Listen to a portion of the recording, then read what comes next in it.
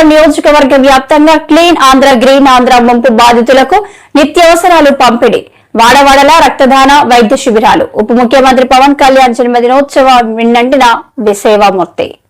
జన సైనికులంతా బాధితులకు సహాయ కార్యక్రమాలు చేసే పనిలో నిమగ్నమై ఉన్నారు. వారికి ఆహారం, పాలు, పళ్ళు, కొన్ని చోట్ల పడవలు కూడా ఏర్పాటు చేసి ప్రమాదకరంగా ఉన్న కాలనీల నుంచి ప్రజలను తరలిస్తున్నారు. ఈ అర్ధరాత్రి నుంచి ఈ కార్యక్రమం జరుగుతుంది. పవన్ కళ్యాణ్ గారు రాత్రే ఎప్పటికప్పుడు ఈ సమాచారం, వరద సమాచారం తెలుసుకొని ఎక్కడ అవసరమైతే అక్కడ జన సైనికులకు పంపండి, వారికి ఆహారం, మంచినీరు, పాలు అందజేయండి అని చెప్పడం మీదట జన సైనికులంతా నిన్న అర్ధరాత్రి నుంచి ఆ కార్యక్రమాల్లో నిమగ్నమై ఉన్నారు. అయితే వరద ప్రభావం లేని ప్రాంతాల్లో మాత్రం ఈ మొక్కలు, వైద్యం వంటి సేవా కార్యక్రమాలతో ఈ రోజున ముందుకెళ్తున్నాం.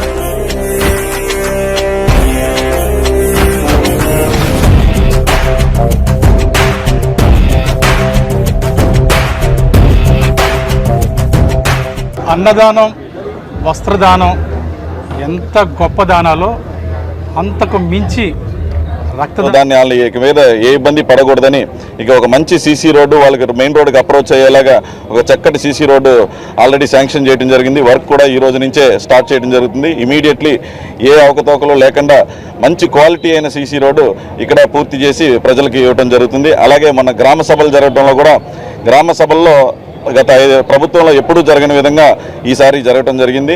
అందులో గ్రామంలో ఉన్న అన్ని సమస్యలని కూడా, ప్రధాన సమస్యలను గ్రామస్తులే ఎంచుకుని ముందు పెట్టడం జరిగింది.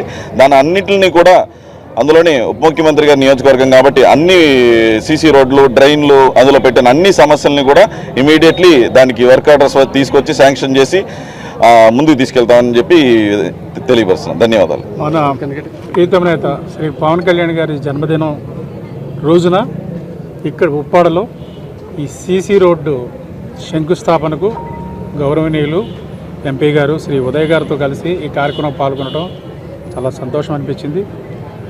ముఖ్యంగా ఈ పుట్టినరోజుని చాలా ప్రత్యేకంగా జరుపుకుంటున్నాం.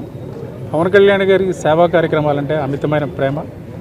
ఆ సేవా కార్యక్రమాల్లో భాగంగా రాష్ట్ర వ్యాప్తంగా క్లీన్ ఆంధ్రప్రదేశ్, గ్రీన్ ఆంధ్రప్రదేశ్ అనే కార్యక్రమాన్ని చేపట్టడంతో పాటు వైద్య శిబిరాలు, నేత్రదాన శిబిరాలు, శిబిరాలు, రక్తదాన శిబిరాలు వంటివి ఏర్పాటు చేశాము. ఇక్కడికి పిఠాపురానికి వచ్చే ముందు ఆయన నాకు ఒక మాట చెప్పారు. అక్కడ శాంక్షన్ అయిన కార్యక్రమాలు, రోడ్డు నిర్మాణాలను ఒక్కటే చెప్పండి అధికారులకి, నాణ్యత ఉండాలనేది చెప్పండి, నాణ్యత విషయంలో రాజీ పడద్దని చెప్పండి అని చెప్పారు.